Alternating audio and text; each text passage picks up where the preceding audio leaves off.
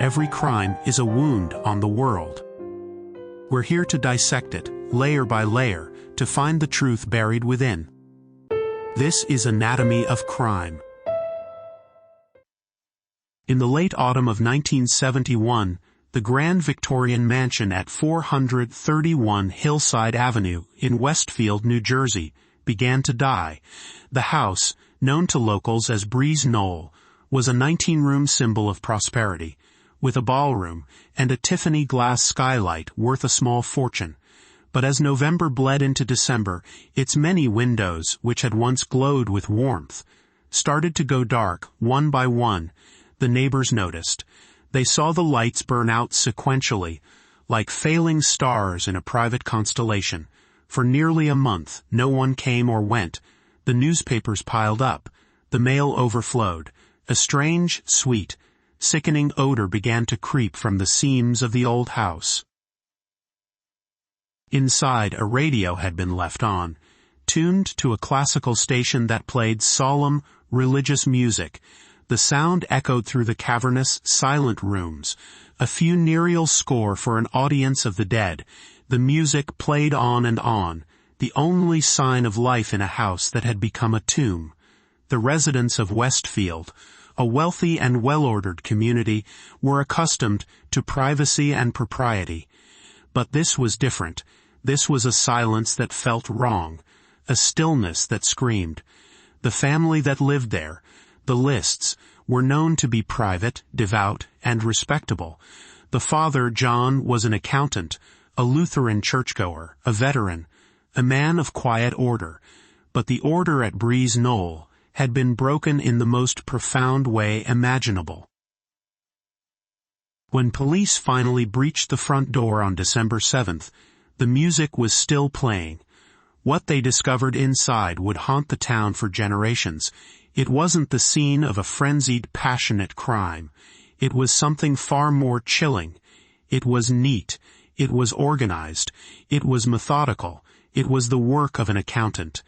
And its architect, John Emil List, was gone.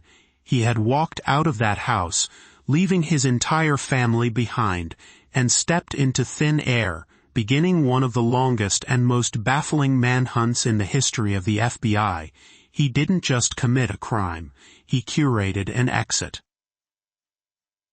Today, on Anatomy of Crime, we dissect a case that stands in stark contrast to the explosive rage of many family annihilators. We are not examining a mind that snapped, but one that calculated. This is not the anatomy of a chaotic implosion.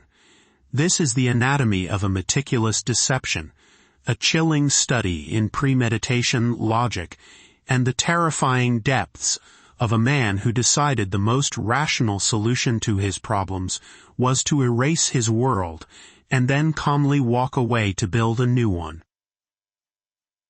To understand the crime, you must first understand the man and the life he built, or rather, the life he curated. John Emil List was born in 1925 in Bay City, Michigan. The only child of deeply religious German-American Lutherans, his upbringing was steeped in piety, discipline, and an unwavering belief in order. His father, a man of stern principles, instilled in him a powerful sense of duty and a rigid moral compass. From a young age, John was taught that there was a correct way to do everything, a proper place for every object, a divine plan for every soul. This worldview would become the central pillar of his identity. He was a dutiful son, a quiet student. In 1943, he enlisted in the Army and served as a laboratory technician during World War II. After the war, he attended the University of Michigan, earning a bachelor's degree in business administration and a master's in accounting. He was methodical, detail-oriented, and perfectly suited to a life of numbers and ledgers. Everything in its column, everything balanced. He re-enlisted during the Korean War, serving as an officer in the Finance Corps. It was during this time that he met his future wife, Helen Morris Taylor, a war widow with a young daughter. Helen was vibrant and social, a stark contrast to the reserved and formal John List. They married in 1951, and for a time they appeared to be the picture of post-war American aspiration. They had 3 children together: Patricia, John Jr., and Frederick. List climbed the corporate ladder, moving his family from Michigan to Ohio to New York, taking on progressively more responsible and more stressful accounting and finance positions. He was the quintessential man in the gray flannel suit, the sole provider, the patriarch who believed his duty was to lead his family, not just financially, but spiritually. In 1965, the family made their final move to Westfield, New Jersey. They purchased Breeze Knoll, the sprawling 19-room mansion. It was a statement piece. It declared to the world that John List had arrived. He was a vice president at a local bank, a respected member of the community. He taught Sunday school at the Redeemer Lutheran Church. He insisted on formal family dinners and strict adherence to his rules. From the outside, the Lists were living the American dream inside a house that was a monument to it. But monuments can crumble from within. The facade of John List's perfect life was built on a foundation of lies and mounting pressure. The job as a bank vice president, the one that had allowed him to buy the mansion, didn't last. He was let go, deemed too rigid, too socially awkward, not a people person. This was a profound humiliation for a man whose entire identity was wrapped up in his role as a successful provider. He couldn't bear to tell his family. So he didn't. He began a charade that would last for months, a grim dress rehearsal for his final deception. Each morning he would put on his suit and tie, kiss his family goodbye, and leave with his briefcase. He would drive to the train station, but instead of commuting to a prestigious office, he would sit there all day reading the newspaper, sleeping in his car, or interviewing for jobs far beneath his previous station. When he found work, it was always a step down, and it never lasted long. His financial situation grew desperate. The mortgage on Breeze Knoll was enormous. The utility bills for a 19-room mansion were crippling. He was sinking in a sea of debt, yet he was pathologically incapable of admitting failure. The house, once a symbol of his success, had become his prison, its grandeur mocking his inability to sustain it. In his desperation, he began to systematically drain his elderly mother, Alma's bank accounts. She had moved in with the family, living in an apartment on the 3rd floor. He convinced her to let him manage her finances, and over time, he stole more than $200,000, a fortune at the time, using it to keep the illusion of solvency alive. But it was never enough. Bankruptcy, foreclosure, and public shame were closing in. The pressures were not just financial. The family he sought to control was slipping from his grasp. His wife, Helen, had been a source of private shame for years. Shortly after their marriage, she had revealed a devastating secret. She had contracted syphilis from her first husband, who was killed in the Korean War. Though she was treated, the disease had long-term tertiary effects. She suffered from severe health problems, including cerebral atrophy, which led to paranoia and erratic behavior. She also developed a serious drinking problem, consuming large amounts of alcohol in secret, which she mixed with the tranquilizers she was prescribed. List, a teetotaler, saw her alcoholism as a moral failing, an affront to God, and a stain on the family's reputation. She had also stopped going to church, a cardinal sin in his rigid worldview. His children were also becoming sources of anxiety. 16-year-old Patty was a vibrant, popular high school student with a passion for acting. She was testing the boundaries of his strict patriarchal control. She was interested in boys, in modern culture, and, To her father's horror, she expressed a desire to become an actress, a profession he considered sinful and beneath her. He saw the burgeoning liberalism of the 1970s as a corrupting influence, a tide of moral decay that was threatening to sweep his children away. His sons, John Jr. and Freddie, were less rebellious, but were still typical teenagers, more interested in soccer and friends than in the strictures of their father's faith. He felt he was losing them. He was losing control of his family, his finances, his life. The carefully constructed world of John List was collapsing. To an ordinary person, the solutions might have been difficult, but clear. Sell the house, declare bankruptcy, seek counseling, admit the truth. But John List was not an ordinary person. His obsessive-compulsive personality, his rigid piety, and his profound patriarchal pride made such solutions unthinkable. To him, admitting failure was a fate worse than death. It was a spiritual stain, an eternal damnation. And in the fall of 1971, in the quiet solitude of his study at Knoll, he began to contemplate a different kind of solution. A final solution. One that would, in his twisted logic, solve everything. It would erase his debt, end his shame, and, most importantly, save his family's souls from the damnation of poverty and a world he no longer understood. He began to plan the murders of his wife, his mother, and his 3 children with the same cold, methodical precision he had once applied to a corporate balance sheet. The anatomy of John List's deception is rooted in its chilling premeditation. This was not a crime of passion or a sudden, violent break from reality. It was a project, meticulously planned and executed over a period of weeks. The first step was acquiring the means. He owned his father's old Colt .22 caliber revolver and a 9mm Steyr semi-automatic pistol he had brought back as a souvenir from World War II. He took them to a local firing range to practice, ensuring he was proficient, ensuring he would not fail in his task. He was, as always, thorough.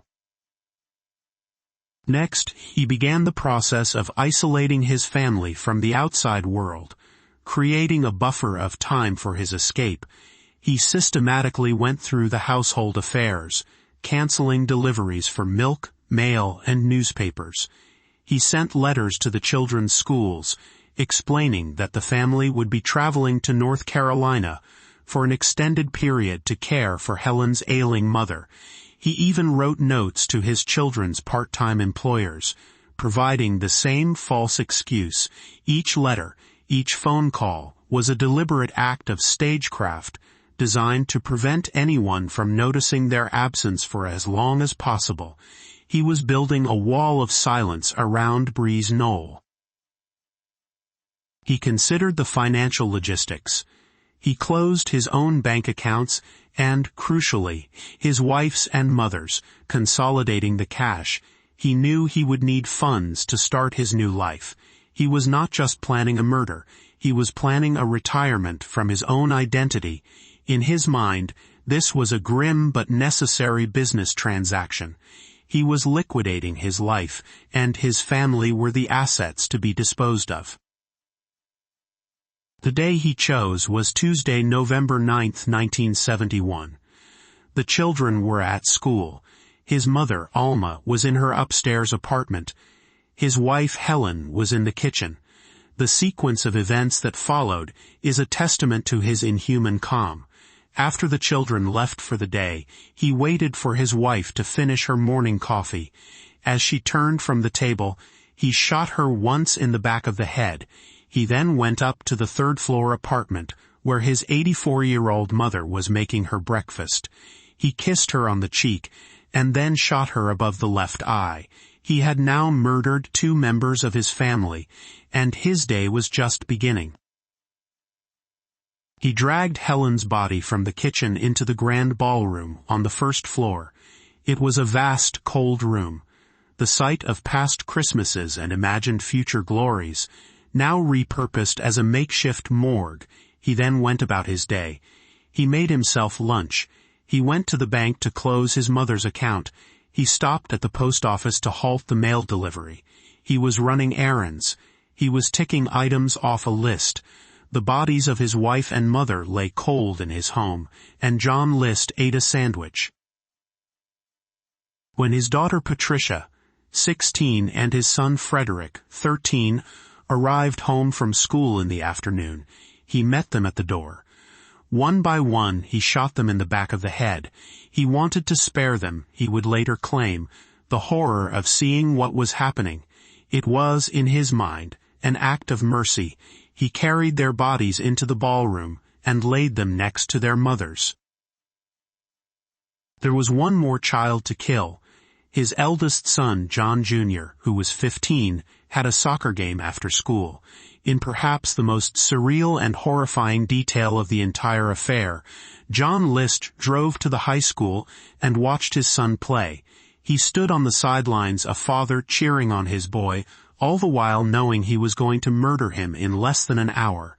After the game, he drove John Jr. home. As they entered the house, the boy began talking about the game. List shot him repeatedly. The boy did not die instantly. He convulsed, fighting for life.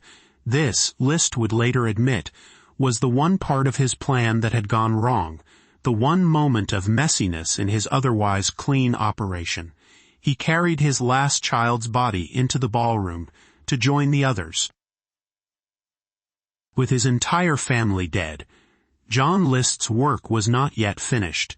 He took 4 sleeping bags from the attic and carefully, methodically, placed the bodies of his wife and 3 children inside them, zipping them up. He left his mother's body in her attic apartment, as if she belonged to a separate category of his life. He then sat down at the dining room table, the scene of so many silent, tense family meals, and composed a 5-page letter to his pastor, the Reverend Eugene Raywinkle. This letter is perhaps the most crucial artifact for understanding the warped architecture of his mind. It was not a confession of a man racked with guilt. It was a theological justification, a carefully argued treatise explaining why his actions were not a sin, but a salvation.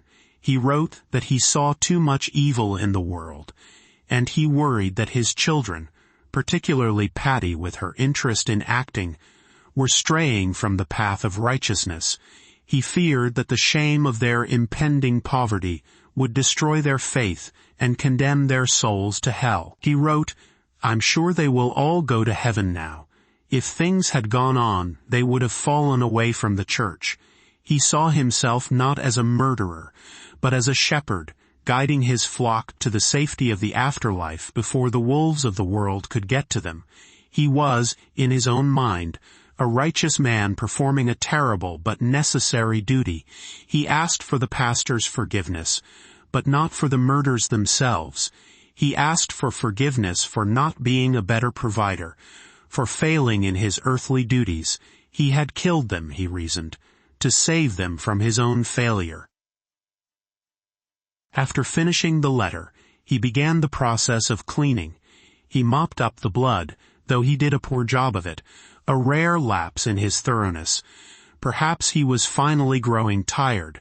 His final act before leaving was to turn on nearly every light in the 19-room mansion. He then turned the radio to a religious station, filling the house with the sound of hymns and sacred music. This final, bizarre flourish has been debated for decades. Was it a signal, a misguided attempt to create an atmosphere of sanctity over the tomb he had created, or was it simply a way to delay the discovery, to make the house appear occupied to any casual observer? Whatever the reason, it created an unforgettable ghostly image, a massive dark house on a hill, glowing brightly against the night sky, broadcasting holy music into its own empty, death-filled rooms. He walked through each room one last time, cutting his own face out of every single family photograph in the house. He was not just killing his family, he was erasing himself. He was excising John List, the failed patriarch, from the historical record. Then he placed the letter to his pastor on his desk, locked the doors, and walked away from Breeze Knoll forever. He drove to John F. Kennedy International Airport, abandoned his car in a long-term parking lot, and vanished. For 17 years, 8 months, and 10 days, John List ceased to exist. The discovery at Breeze Knoll on December 7, 1971 sent a shockwave through the tranquil community of Westfield. The town was known for its safety, its affluence, its quiet conservatism. The idea that such a brutal, calculated crime could happen within one of its most prestigious homes was almost incomprehensible. The police who entered the house were met first by the smell of decay, then by the eerie, continuous sound of the religious music from the radio. The scene in the ballroom was one of surreal, orderly horror. The 4 sleeping bags were laid out in a neat row on the floor. Inside, police found the bodies of Helen, Patricia, John Jr., and Frederick. Upstairs, in her attic apartment, they found the body of 84-year-old Alma List. Autopsies would confirm that all 5 had been shot. The investigation immediately focused on the missing patriarch, John List. His car, found at JFK Airport, suggested he had fled, and the meticulous preparations, the canceled mail, the notes to the schools, confirmed this was a planned disappearance, not a kidnapping or a murder-suicide. The 5-page letter he left for Reverend Raywinkle provided a chilling window into his motives. It became the cornerstone of the prosecution's future case, a self-written indictment of a man so consumed by pride and a twisted sense of piety that he chose mass murder over the admission of failure. The letter laid out his fears of financial ruin and his belief that his family was drifting from their faith. He believed he was performing a merciful act, sending them directly to heaven. This document painted a portrait, not of a monster, but of something arguably more terrifying. A man who had used logic and reason to arrive at a monstrous conclusion.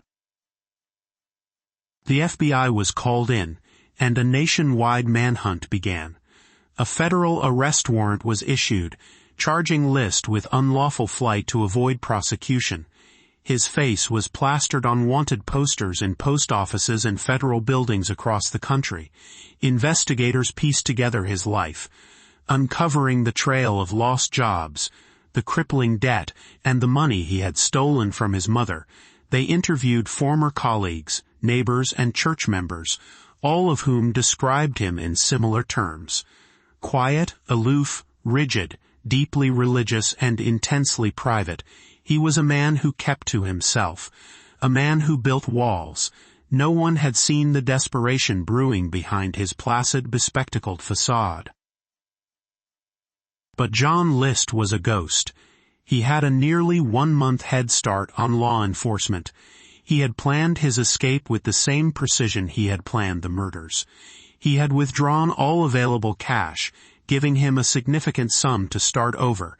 He was an intelligent, methodical man with no distinguishing vices. He didn't drink, smoke, or gamble. He was unlikely to draw attention to himself. He was, in effect, the perfect fugitive. The years began to pass. The case grew cold. Leads dried up. There were reported sightings. A man who looked like List in a diner, a quiet accountant in a small town. But they all led to dead ends. In Westfield, the story of the List family murders became a dark local legend, a ghost story told to frighten children. The mansion at Breeze Knoll stood empty and silent, a monument to the tragedy. In August 1972, 9 months after the murders, the house burned to the ground in a fire that was widely suspected to be arson. Though no one was ever charged, it was as if the town itself wanted to erase the physical reminder of the horror.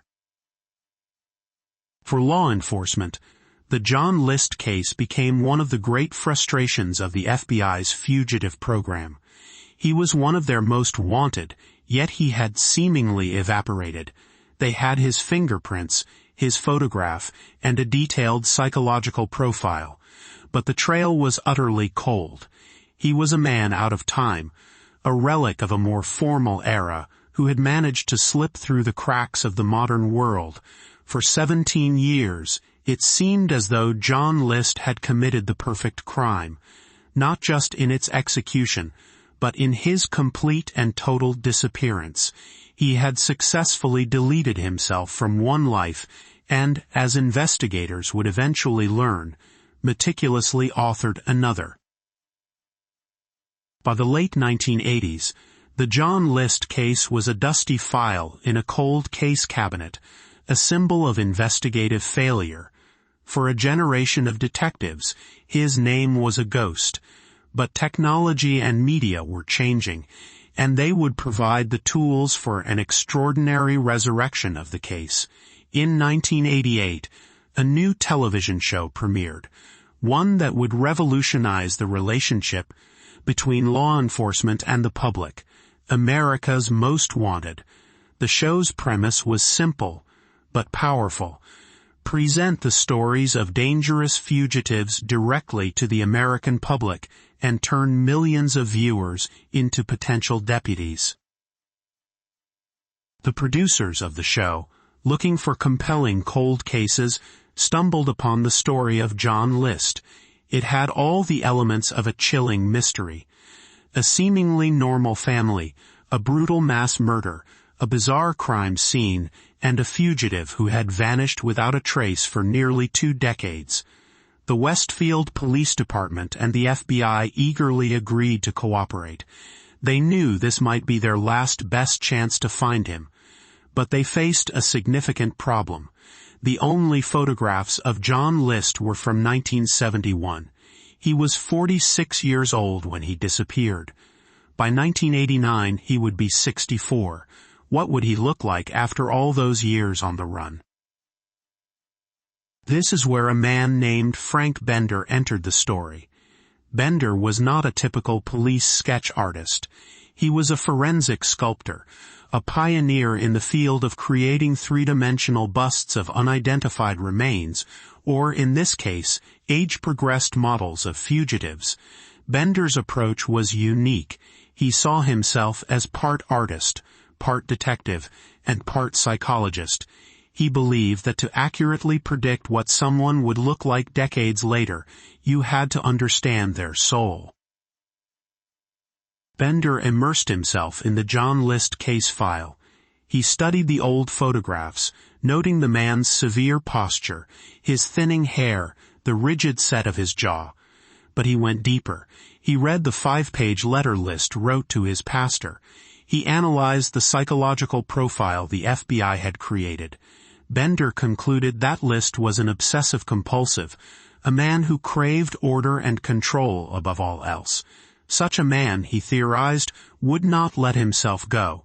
He wouldn't grow a beard or long hair to hide. That would be messy, undignified.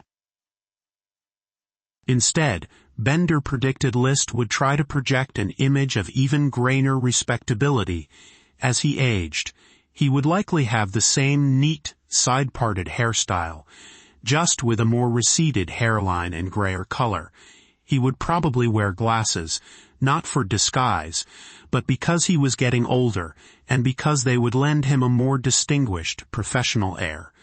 Bender focused on the eyes, trying to capture what he called the void he saw in the original photos.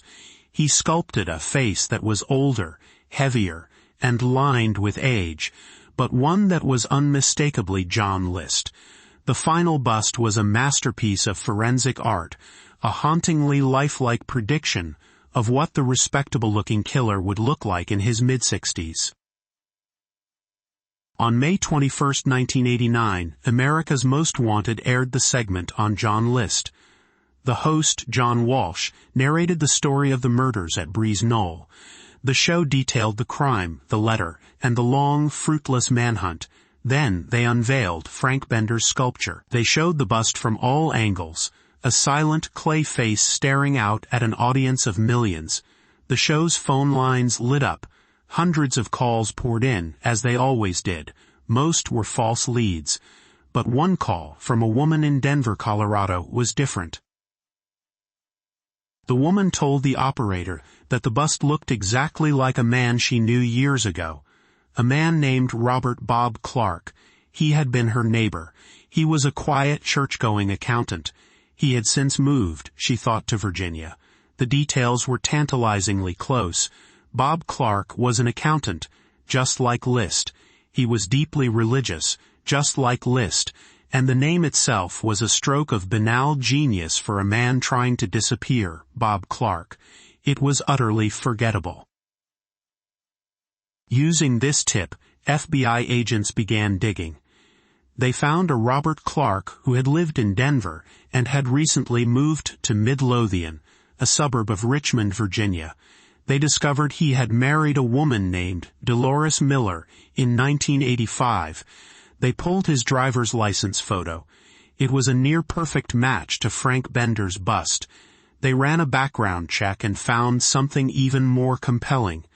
Robert Clark's Social Security number had been issued to a boy from Colorado who died at the age of 7. Liszt had found the name of a dead child and stolen his identity, a classic fugitive tactic. On June 1, 1989, less than 2 weeks after the television broadcast, FBI agents staked out the accounting firm where Bob Clark worked. They watched him leave for his lunch break. He was a mild-mannered, bespectacled man in his 60s. Just as Bender had predicted, agents approached him in the parking lot. One of them said, "We're looking for Robert Clark." The man confirmed that was his name. Then, the agent held up a wanted poster from 1971. "We think you're John Liszt." The man calmly denied it. He insisted his name was Bob Clark. But the agents persisted. They took him into custody for questioning. They asked him about his past, his family. His story was flimsy and full of holes. Finally, they told him they were going to take his fingerprints. It was at this moment that the meticulous 18-year deception finally crumbled. John Liszt knew there was no escaping the immutable loops and whorls on his fingertips. He looked at the agents and said, "I think I am the man you are looking for." A short time later, the fingerprint results came back. It was a perfect match. The ghost of Breeze Knoll had been captured. The arrest of John Liszt revealed the quiet, unassuming life he had built from the ashes of his old one. After fleeing New Jersey, he had moved to Colorado, taken the name Robert Clark, and found work as an accountant. He lived a solitary life for years, keeping to himself. He eventually joined a Lutheran church, just as he had in Westfield, and met a woman named Dolores Miller, a divorcee. They married in 1985. To Dolores and everyone who knew him in Denver, and later Virginia, Bob Clark was a kind, quiet, if somewhat distant man. A reliable accountant and a faithful husband. He had successfully created the one thing he always craved, a life of perfect, respectable order. He had no idea that a television show and a lump of clay were about to bring it all crashing down. His wife, Dolores, was completely blindsided. She had no inkling of her husband's past. When the FBI told her that the man she knew as Bob Clark was actually John Liszt, a fugitive wanted for murdering his first wife, his mother, and his 3 children, she fainted. Her reality, like the one Liszt had tried to escape, was shattered in an instant. The meticulous deception had claimed one final victim. John Liszt was extradited back to New Jersey to face justice for the crimes he had committed nearly 2 decades earlier. The trial, which began in 1990, became a national spectacle. It pitted 2 competing narratives against each other. The prosecution, armed with the confession letter and the evidence of his meticulous planning, portrayed List as a cold, narcissistic killer. They argued that he was motivated not by religious delusion, but by simple, selfish pride. He couldn't face the shame of his financial failure, so he chose murder as a way out. They pointed to the weeks of preparation, the canceled mail, the gun practice, the notes to the schools, as undeniable proof of premeditation. This was not a man who snapped. This was a man who planned a corporate downsizing of his own family. The defense, on the other hand, attempted to construct a psychological argument. They did not dispute that List had killed his family.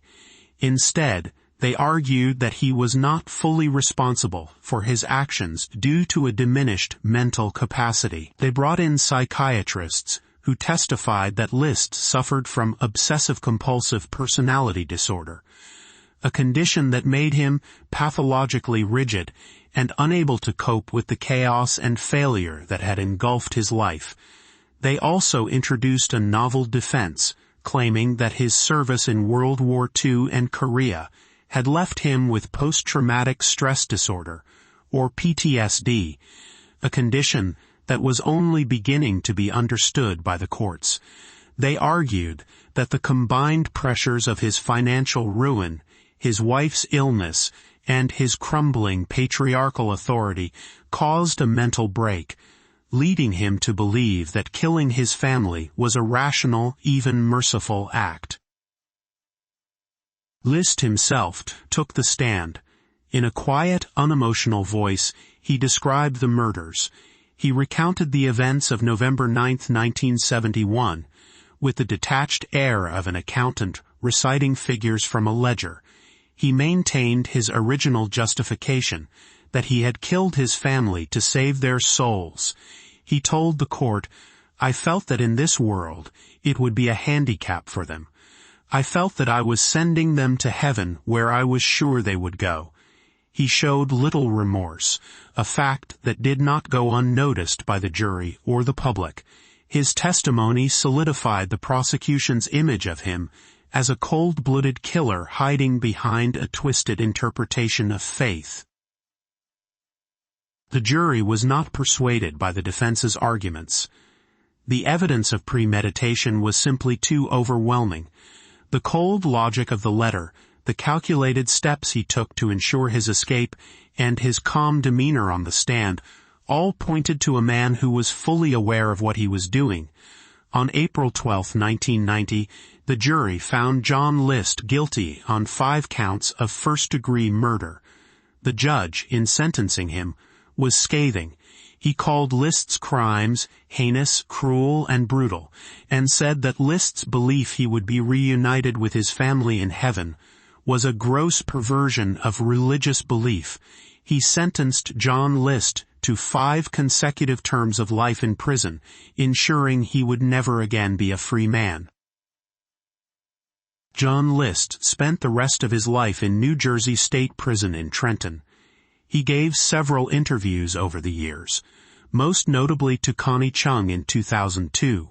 In these interviews, he remained largely unrepentant, still clinging to the belief that his actions were ultimately for his family's own good.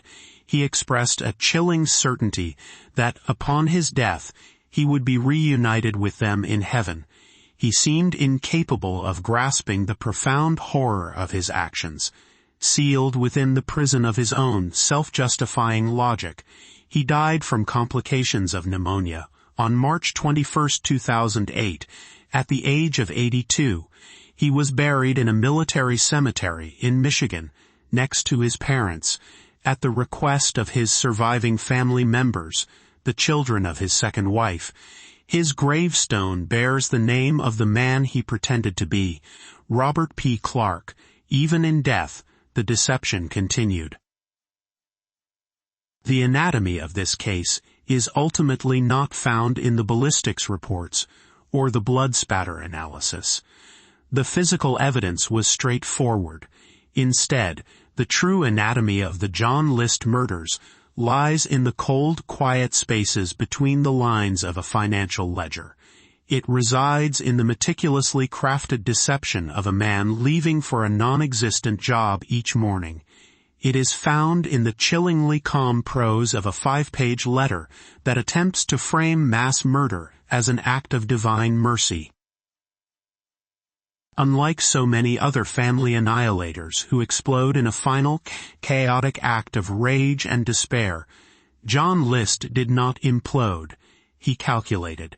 He saw his family not as people to be loved, but as problems to be solved, as liabilities on the balance sheet of his life. His crime was the ultimate act of cowardice, dressed up in the language of patriarchal duty and religious salvation.